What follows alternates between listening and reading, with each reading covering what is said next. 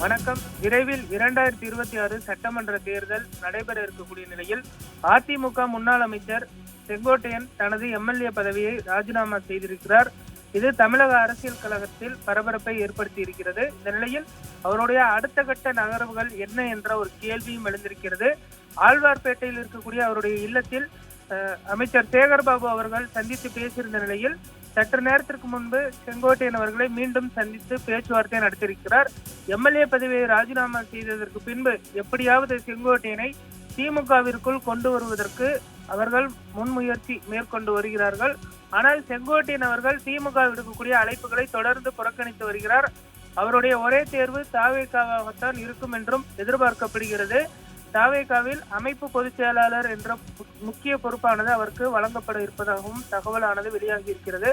அதிமுக பொதுச் செயலாளர் எடப்பாடி பழனிசாமிக்கு எதிராக போர்க்கொடி தூக்கினார். இவரது தலைமையில் கட்சி தொடர் தோல்விகளை சந்தித்து வருகிறது. எனவே ஒன்றுபட்ட அதிமுக அவசியம். அதற்கான நடவடிக்கைகளை கட்சி தலைமை எடுக்க வேண்டும் என்றும் வலியுறுத்தினார். இதற்காக 10 நாட்கள் கெடு விதித்தார். ஆனால் அதிமுக தலைமை பெரிதாக கண்டுகொள்ளவில்லை. அவருடைய கட்சி பொறுப்புகளை பறித்திருந்தது குறிப்பிடத்தக்கது. இந்த சூழலில் சேவர் ஜெயந்தியின் பொழுது டிடிவி, ஓபிஎஸ், சசிகலா உள்ளிட்டோரை சந்தித்து பேசியிருந்த நிலையில் தற்பொழுது திடீரென அவர் தாவேகா செல்ல இருப்பதும் குறிப்பிடத்தக்கது.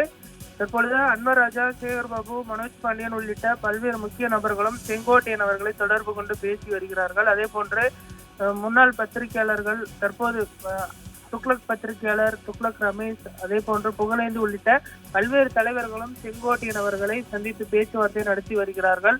ஆனால் அவர் எடுக்கக்கூடிய அந்த முடிவு என்ன என்பதுதான் தற்பொழுது கேள்வியாக இருக்கிறது.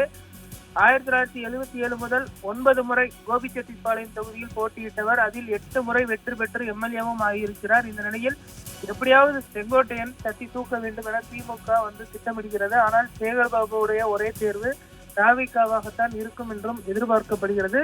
செய்தியாளர்கள் அவரிடம் இது குறித்து கேள்வி எழுப்பிய பொழுதும் அவர் அந்த கேள்விகளை தவிர்த்து விட்டார். புன்னகையுடன் அங்கிருந்து அவர் புறப்பட்டு சென்றது குறிப்பிடத்தக்கது. நாளைய தினம் அவர் தாவேகாவில் இணைவார் என்றும் எதிர்பார்க்கப்படுகிறது.